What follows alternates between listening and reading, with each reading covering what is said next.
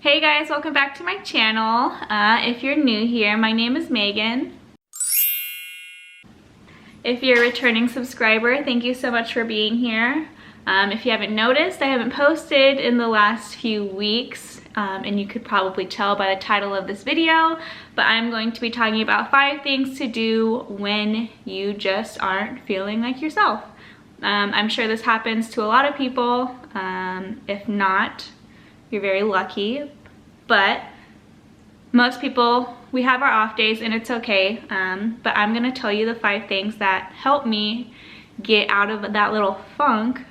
So if you're interested in seeing my 5 tips, then go ahead and keep on watching.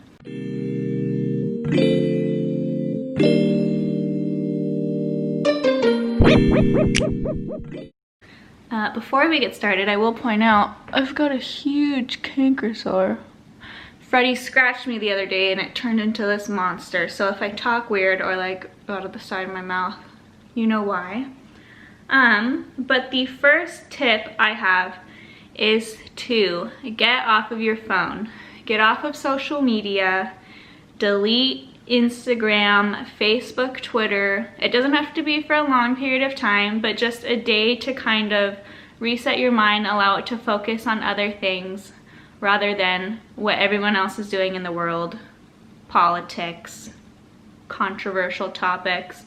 Just take a day off and allow yourself to kind of be with you. Does that make sense? Does it? Probably not. But I know for me, when I'm not feeling my best,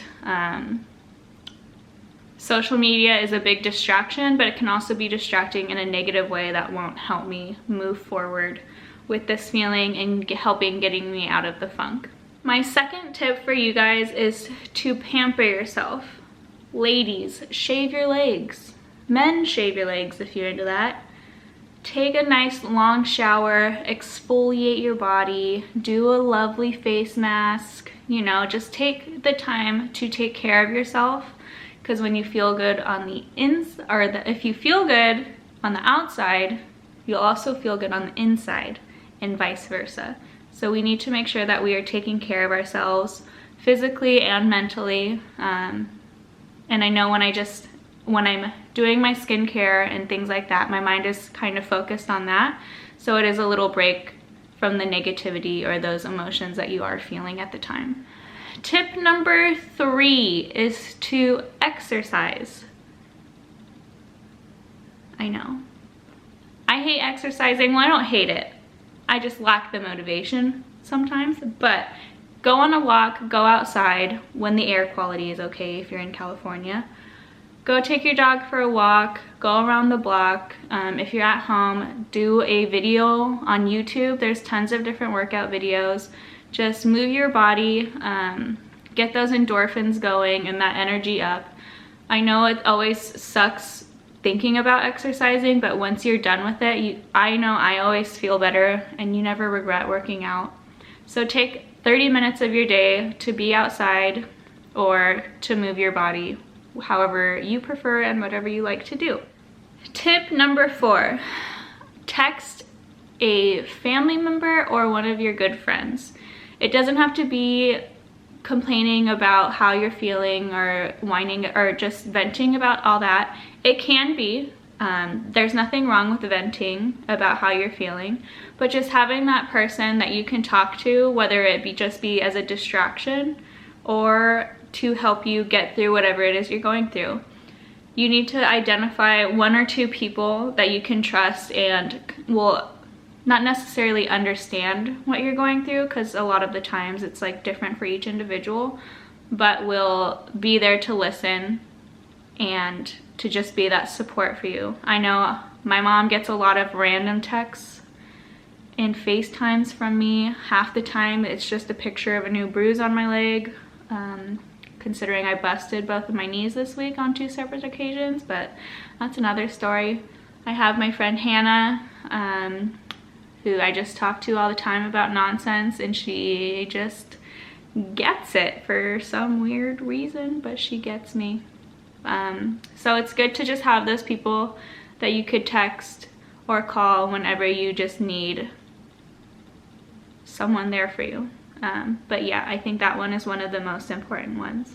Tip number 5. This one I think is hard for some people, but I think it is also the most important, but is to identify what you're feeling and allow yourself to feel that way. So if you know, like, I'm feeling sad, I'm not feeling myself, accept that and feel it, because the longer you try and push it away or push it to the side, the longer it's gonna take for you to feel better. I know for me, when I start feeling a little down or sad, it's usually when I'm home by myself and not like I haven't seen anyone all day or interacted with people all day. And sometimes it will go away towards the end of the day, like I was feeling like that today. I got up and did some cleaning and some chores and turned some music on, and I did feel better. And other days it'll be like that, and it's like that for a few weeks. So you just need to identify what that feeling is. All right, sorry, my camera cut me off, but what I was saying is it's okay to feel down and to be sad or depressed, whatever it may be. But what you can't let it do is consume your life. You have to make sure that you're identifying when those situations do happen, accepting it, feeling it, and then letting it be, let it go away. It is hard to do. I still struggle with it personally, but I know when I identify those things in advance, do other things to help me feel better, the time span from when I'm feeling down or not myself is significantly shorter than when I can just sulk in those feelings for weeks or months on end.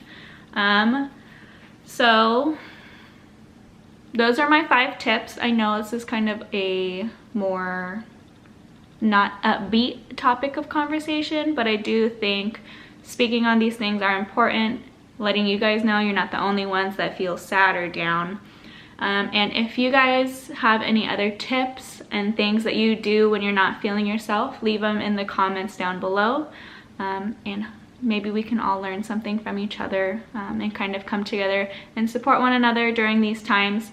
But if you guys enjoyed today's video, don't forget to like and subscribe below. Boop, boop, boop, boop, boop, boop.